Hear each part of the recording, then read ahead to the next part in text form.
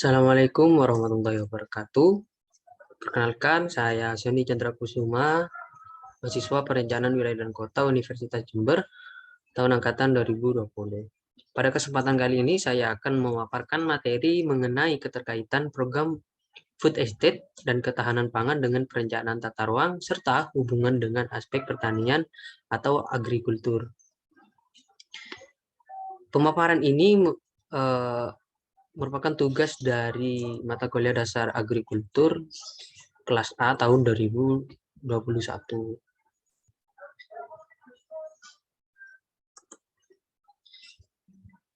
Peta konsep atau peta pemikiran kita mengenai judul pembahasan yang tadi, keterkaitan program food estate dan ketahanan pangan dengan perencanaan tata ruang serta hubungan dengan aspek pertanian, ada sekitar 5 peta konsep atau 5 poin, yaitu yang pertama adalah pertanian, yang kedua food estate, yang ketiga ketahanan pangan, yang keempat perencanaan tata ruang, dan juga yang terakhir kita akan membahas mengenai keterkaitan dengan perencanaan tata ruang dengan pertanian.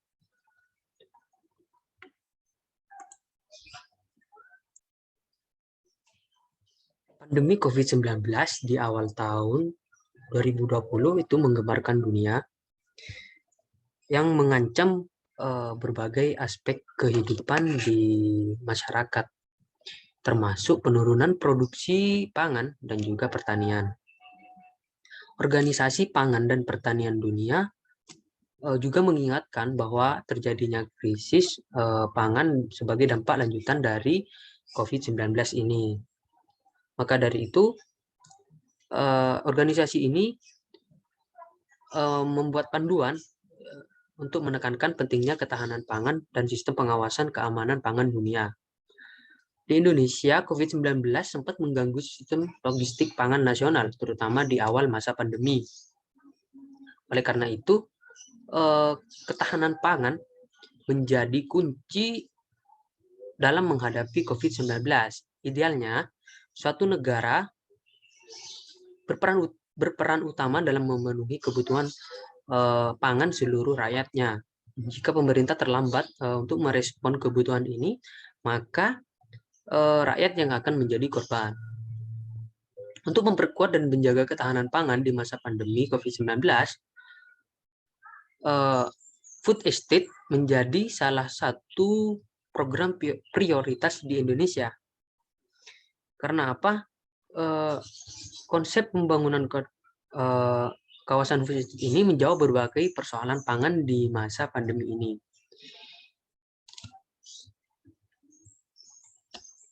Food estate menjadi program pengembangan kawasan food estate, yaitu menjadi program strategis nasional atau biasa disingkat PSN dari tahun 2020 sampai 2024 untuk memperkuat dan menjaga ketahanan pangan dan meningkatkan kesejahteraan petani, terutama di masa pandemi COVID-19. Pengelolaan pertanian dalam kaitan pengembangan kawasan food estate tidak lagi ditempuh dengan cara-cara konvensional, tetapi menuntut peningkatan skala ekonomi yang lebih besar dan penerapan inovasi teknologi pertanian serta pengembangan kelembagaan, infrastruktur, dan inovasi teknologi pertanian serta pengembangan kelembagaan dan infrastruktur penunjang yang lebih modern. Kita menuju mengenai arti dari kata pertanian. Dalam arti sempit, pertanian itu diartikan sebagai kegiatan pembudidayaan tanaman, hanya sebatas dalam pengertian budidaya tanaman, tidak keluar dalam budidaya lainnya. Sedangkan dalam pertanian dalam arti luas, mencakup semua kegiatan yang melibatkan pemanfaatan makhluk hidup, termasuk hewan, tanaman, mikrobia untuk kepentingan manusia. Contohnya begini, pertanian itu tidak hanya dari budidaya tanaman saja. Kita membudidayakan hewan untuk ternak misalnya, itu bisa disebut juga kegiatan pertanian untuk mengembangkan hewan, mengembangkan budidaya hewan. Jadi pertanian adalah kegiatan mengelola sumber daya alam hayati dengan bantuan teknologi, modal, dan tenaga kerja. Dan manajemen menghasilkan komoditas pertanian, mencakup tanaman pangan, hortikultura, perkebunan, dan atau peternakan dalam satu ekosistem. Jadi pengertian pertanian ini tidak hanya sebatas di dalam budidaya tanaman. Banyak juga kegiatan-kegiatan lain yang menunjang dan jenis-jenis dalam kegiatan pertanian ini. Kita beralih menuju pembahasan apa sih itu food estate. Food estate merupakan sebuah istilah populer di kalangan masyarakat dari kegiatan usaha budidaya tanaman dengan berskala luas yang lebih dari 25 hektar. Budidaya tanaman skala luas ini dilakukan dengan konsep pertanian sebagai sistem industrial yang berbasis ilmu pengetahuan dan teknologi (IPTEK), modal, serta organisasi dan juga manajemen modern yang sangat bagus untuk mengembangkan kawasan pertanian ini supaya di kemudian hari bisa lebih bagus untuk pendapatan itu sendiri. Food estate ini diarahkan menuju sistem agribisnis yang berakar kuat di pedesaan berbasis pemberdayaan masyarakat adat atau lokal yang merupakan landasan dalam pengembangan wilayah.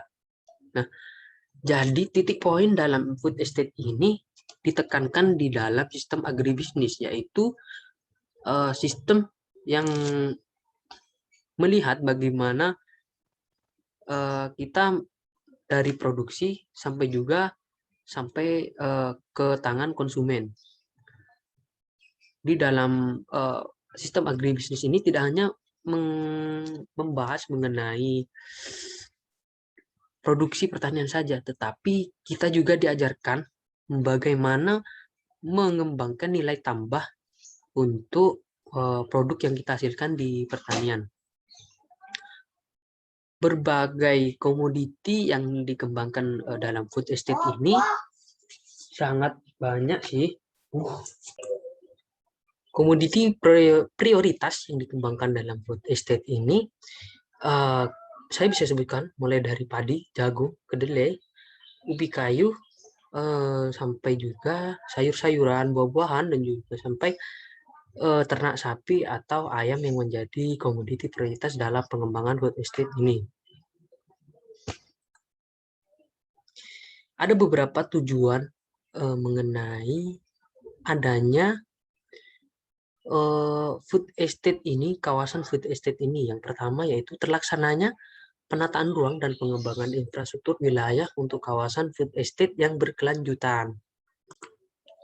Dan yang kedua, meningkatnya produksi indeks pertanaman dan produktivitas pangan melalui pertanian presisi. Yang ketiga, terbangunnya sistem logistik, pengolahan dan nilai tambah, distribusi, dan juga pemasaran berbasis digital. Yang keempat adalah terbangunnya korporasi petani yang mampu dan berdaya guna untuk meningkatkan kesejahteraan masyarakat dan petani. Dan yang terakhir, tujuan dari food estate ini adalah yang paling penting, meningkatkan daya dukung ekosistem untuk mendukung keberlanjutan kawasan food estate ini. Karena kawasan food estate ini dipergunakan atau menjadi program yang nantinya bisa dinikmati di masa depan agar ketahanan pangan nasional masih terjaga.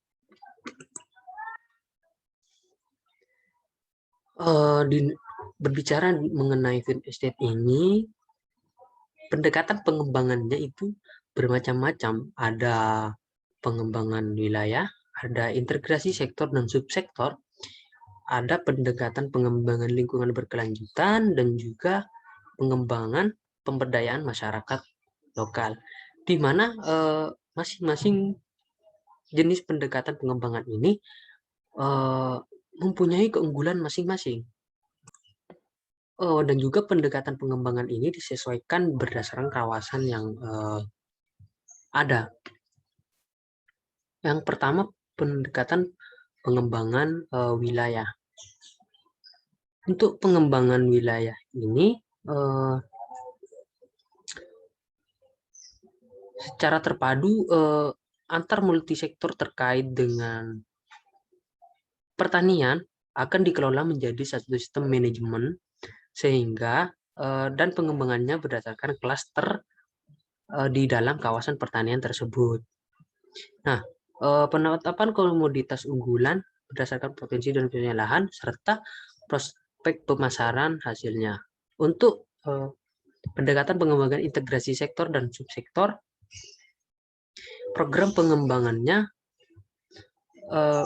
diversifikasikan pangan dan bidang usaha pertanian lainnya untuk mengatasi kendala keterbatasan infrastruktur publik dan perwilayahan komoditas pangan yang didasarkan kepada kajian dan pemetaan agroecological zone. Yang ketiga, pendekatan pengembangan lingkungan berkelanjutan. Dengan pendekatan lingkungan ini dilakukan melalui penataan alokasi pemanfaatan ruang yang seimbang antara kepentingan konversi lingkungan dengan kepentingan usaha budidaya tanaman. Pendekatan lingkungan berkelanjutan ini diharapkan memberikan arahan dan untuk pengembangan kawasan agar memperhatikan prinsip-prinsip dan kaidah konservasi seperti tidak melakukan konservasi di hutan lindung atau hutan yang memiliki produksi vegetasi yang baik sehingga tidak mengancam ekologi atau ekosistem dari lingkungan itu sendiri. Yang keempat adalah pemberdayaan masyarakat lokal. Untuk pemberdayaan masyarakat lokal ini melibatkan masyarakat dalam pengembangan pangan skala luas melalui kemitraan antara masyarakat lokal dengan investor yang berniat untuk menanamkan investasinya di kawasan tersebut yang mengedepankan prinsip perkembangan dan maju sebagai kesatuan mitra pembangunan dan mitra usaha. Kemitraan usaha pertanian ini kerjasama antara perusahaan mitra dengan kelompok mitra di bidang usaha pertanian. Perusahaan mitra ini bisa dari BUMN, BUMD, ataupun juga dari pihak swasta yang telah mendapat izin dari aparatur sektor pertanian dari dinas terkait. Selanjutnya kita akan membahas mengenai ketahanan pangan sebagai kelanjutan dari pembahasan food estate. Pengertian dari ketahanan pangan menurut Undang-Undang Nomor 18 Tahun 2012 tentang pangan diartikan sebagai kondisi terpenuhinya pangan bagi negara sampai dengan perseorangan yang tercermin dari tersedianya pangan yang cukup, baik jumlah maupun mutunya aman, beragam, bergizi, dan juga terjangkau serta tidak bertentangan dengan agama, keyakinan, dan budaya masyarakat untuk hidup sehat, aktif, dan produktif secara berkelanjutan.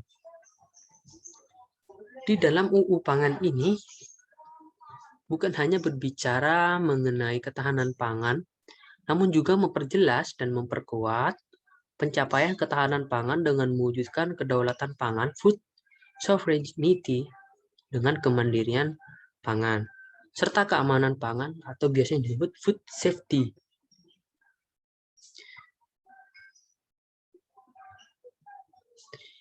Kedaulatan pangan yang baru disebutkan memiliki arti hak negara dan bangsa secara mandiri menentukan kebijakan pangan dan menjamin hak atas warga negaranya.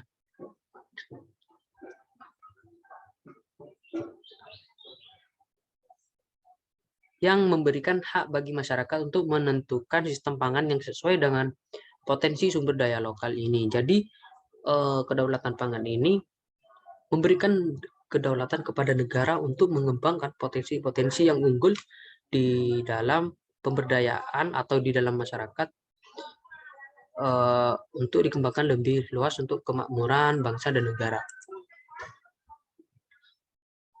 Berbicara mengenai ketahanan pangan, ada beberapa masalah mengenai ketahanan pangan ini.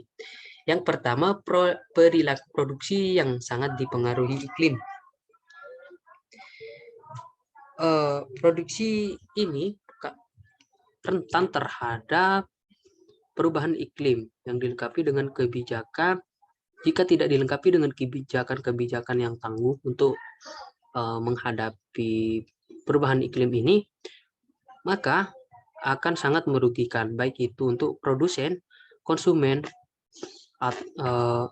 dan khususnya kepada produsen berskala produksi kecil dan konsumen yang berpendapatan sangat rendah, karena akan sangat berdampak sekali terhadap harga yang berlaku di pasaran. Contohnya saja mengenai produksi tanaman cabai, di mana saat tertentu, di saat iklim cuaca tidak bagus, maka harga cabai di pasaran itu sangat naik. Maka itu akan mempengaruhi dari sisi petani karena sulit untuk mengembangkan tanaman cabainya karena masalah cuaca, dan juga di kalangan masyarakat konsumen akan mengeluh terhadap harga yang sangat tinggi karena langkanya sumber daya tersebut. Yang kedua adalah masalah ketahanan pangan, karakteristik komoditi pangan yang mudah rusak. Komoditi pangan yang ini harus didukung dengan lahan produksi yang terbatas. Maksudnya lahan produksi ini harus dilengkapi dengan berbagai infrastruktur, sarana dan prasarana pendudukan harus memadai, karena bisa dilihat dari lemahnya penanganan panen dan pasca panen mendorong pemerintah untuk melakukan intervensi dan mewujudkan kebijakan tahanan pangan ini. Yang ketiga adalah distribusi barang. Untuk distribusi barang ini merupakan permasalahan yang sering muncul karena jika tidak dilengkapi dengan infrastruktur jalan yang baik atau infrastruktur peralatan transportasi yang baik, maka pengiriman distribusian antara daerah atau antar pulau akan sangat terganggu. Distribusi barang ini sangat bergantung sekali dengan harga di pasaran di daerah yang menjadi yang dikirimi dari barang tersebut, karena jikalau jalan rusak, maka distribusi ini memakan waktu yang berhari-hari, jadi membutuhkan bahan bakar ataupun operasional yang lebih besar, sehingga harga barang menjadi sedikit lebih naik atau lebih mahal dari biasanya. Yang ketiga adalah masalah ketahanan pangan adalah penguasaan perdagangan pangan pada kelompok tertentu seperti monopoli, kartel, dan juga oligopoli. Untuk dari sisi konsumen pangan merupakan pengeluaran terbesar bagi rumah tangga, di atas 50% dari jumlah pengeluaran. Dengan pertimbangan permasalahan pangan ini, maka kebijaksanaan pangan nasional harus dapat mengakomodasi dan menyeimbangkan antara aspek penawaran dan produksi pertanian serta permintaan di masyarakat. Kita akan membahas mengenai perencanaan tata ruang. Tata ruang ini berarti jika berdasarkan pendapat dari Yunus Wahid di dalam bukunya Pengantar Hukum Tata Ruang tahun 2016, perencanaan tata ruang itu adalah ekspresi geografis yang mencerminkan lingkup kebijakan yang dibuat masyarakat terkait dengan ekonomi, sosial, dan kebudayaan. Di Indonesia, konsep perencanaan tata ruang dikembangkan dari masa ke masa dengan gagasan bahwa infrastruktur akan mampu mempercepat terjadinya pengembangan wilayah. Perencanaan tata ruang yang tidak terkontrol dan juga akan membuat kawasan yang tidak teratur atau kawasan sumber. Jadi perlunya perencanaan tata ruang di dalam pembangunan infrastruktur adalah untuk memeratakan pembangunan infrastruktur untuk pemenuhan fasilitas publik dan juga sebagai kewajiban negara menyediakan fasilitas terhadap rakyatnya. Ada beberapa jenis-jenis perencanaan tata ruang mulai dari nasional, yaitu perencanaan tata ruang wilayah nasional. Untuk wilayah nasional ini diatur dalam Peraturan Pemerintah Nomor 26 Tahun 2008 tentang Rencana Tata Ruang Wilayah Nasional. RTRWN ini menjadi kebijakan dan strategi pemanfaatan ruang wilayah negara yang dijadikan acuan untuk perencanaan jangka panjang. Untuk jangka berlakunya, waktu perencanaan tata ruang wilayah nasional ini adalah 20 tahun. Tetapi selama 5 tahun sekali akan dilakukan peninjauan. Yang kedua adalah perencanaan tata ruang wilayah provinsi. Untuk wilayah provinsi ini, rencana tata ruang ini bersifat umum di wilayah provinsi. Dalam penyusunan ini harus mengacu pada rencana tata ruang wilayah nasional. Dan juga pedoman ini bisa menjadi pedoman dalam rencana pembangunan jangka panjang daerah provinsi. Yang ketiga adalah rencana tata ruang wilayah kabupaten atau kota. Di dalam Undang-Undang Nomor 26 Tahun 2007 tentang penataan ruang, pasal 11 ayat 2, pemerintah daerah kabupaten maksudnya berwenang dalam melaksanakan penataan ruang wilayah kabupaten dan juga pemanfaatan ruang wilayah kabupaten dan pengendalian pemanfaatan ruang wilayah kabupaten. Jadi otonomi daerah diberikan seluas-luasnya kepada kabupaten atau kota untuk mengatur tata ruang di daerahnya masing-masing, melihat potensi masalah di dalam daerah tersebut. Kita akan mengenai poin pembahasan kita kali ini, yaitu hubungan food estate dengan perencanaan tata ruang. Pengembangan kawasan food estate ini berbasis korporasi petani dirancang dengan konsep pengembangan sistem produksi pangan secara terintegrasi pada kawasan lahan yang sangat luas. Yang tadi disebutkan bisa lebih dari 25 hektar. Nah, pengembangan food estate ini menempati beberapa klaster. Nah, di setiap klaster ini memiliki ciri khas yang berbeda-beda. Melihat dari konsentrasi geografis dari petani dan juga pelaku usaha pertanian, kelembagaan pendukung, pengusaha terkait yang bekerja dalam rantai produksi atau suatu komoditas pertanian.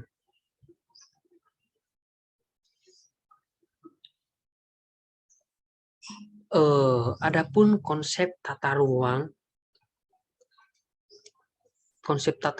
dalam perencanaan tata ruang dalam perencanaan kawasan food estate ini adalah perencanaan tata ruang itu meliputi analisis mengenai dampak lingkungan atau biasanya disebut AMDAL untuk mengkaji bagaimana kawasan tersebut jika dijadikan sebagai lahan pertanian, pembukaan lahan, konversi lahan dan alih fungsi lahan dan sebagainya untuk melihat bagaimana menjamin adanya kawasan tersebut tetap dijalankan sesuai program awal. Pematangan konsep ini supaya kawasan yang tidak dapat digunakan dan dapat berfungsi secara maksimal itu harus dikaji ulang agar mendapatkan hasil yang maksimal. Itu inti dari konsep tata ruang mengenai analisis dampak dan lingkungan AMDAL. Yang ketiga adalah hubungan food estate ini dengan perencanaan tata ruang adalah adanya dokumen rencana tata ruang wilayah, baik itu provinsi ataupun kabupaten yang menjadi perda. Perda ini akan menjadi payung hukum pelaksanaan kegiatan food estate ini. sehingga investor yang datang akan merasa tenang karena sudah ada pedoman atau payung hukum yang mewadahi pelaksanaan kegiatan food estate ini. Dari dokumen-dokumen yang ada, itu akan dijabarkan lagi, ada 3 macam dokumen yang akan diberikan kepada investor, yakni desain food estate, pedoman pelaksanaan investasi di bidang pangan dan development plan. Itu ada 3. Jadi hubungan food estate dengan perencanaan tata ruang ini adalah yang pertama meyakinkan bagaimana potensi dan pengembangan food estate ini di wilayah ini. Jadi, pertimbangan ini akan membuat investor semakin yakin untuk menanamkan uangnya di kawasan food estate ini.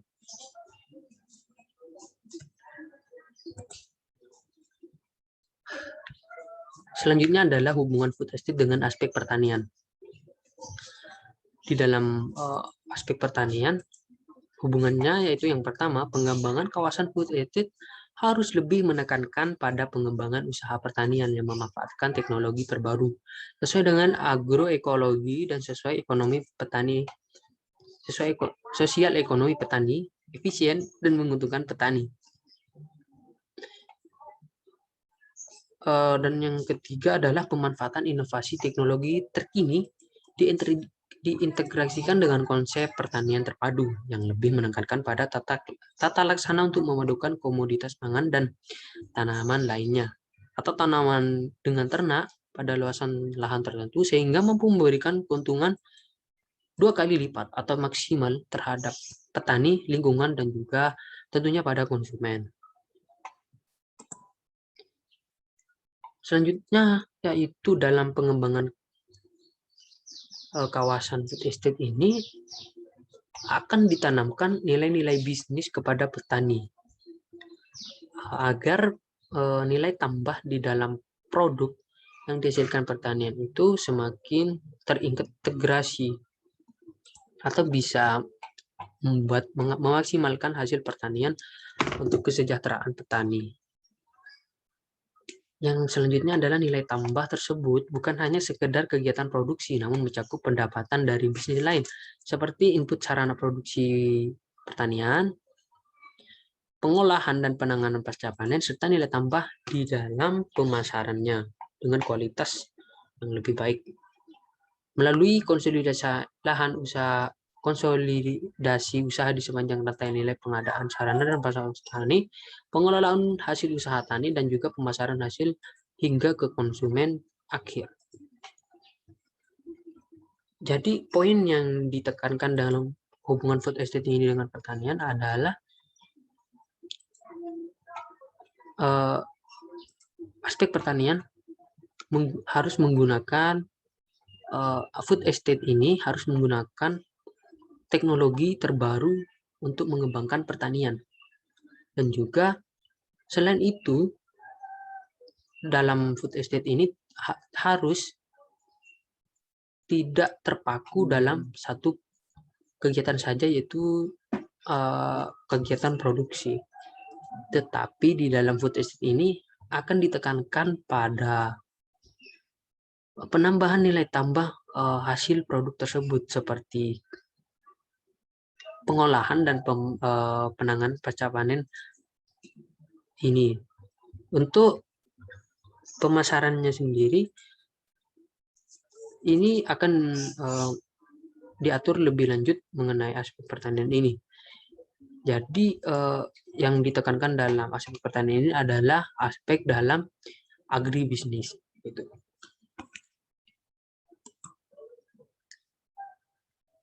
Sekian presentasi dari saya mengenai keterkaitan food estate dan ketahanan pangan dengan perencanaan tata ruang dan pertanian. Kurang lebihnya mohon maaf. Wassalamualaikum warahmatullahi wabarakatuh.